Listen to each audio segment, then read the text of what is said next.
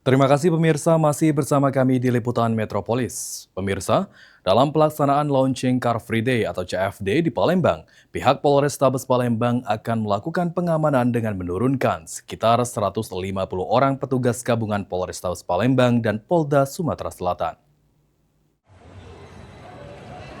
Pelaksanaan launching Car Free Day atau CFD di Palembang akan dijaga ketat oleh petugas. Dikatakan oleh Wakasat Lantas Polrestabes Palembang, AKP Adi Suhendra, Polrestabes Palembang akan mempertebal pengamanan dengan menyiapkan personil untuk ditempatkan guna mengatasi kemacetan.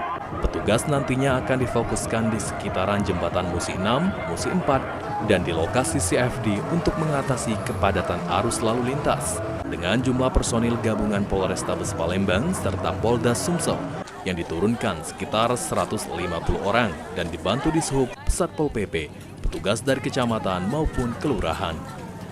Untuk personil sendiri yang turun sejauh ini dalam pelaksanaan uji coba, kita udah coba itu ada 150 personil gabungan dari Polrestabes Palembang sendiri dan juga dibantu oleh Direktorat Lalu Lintas Polda Sumsel.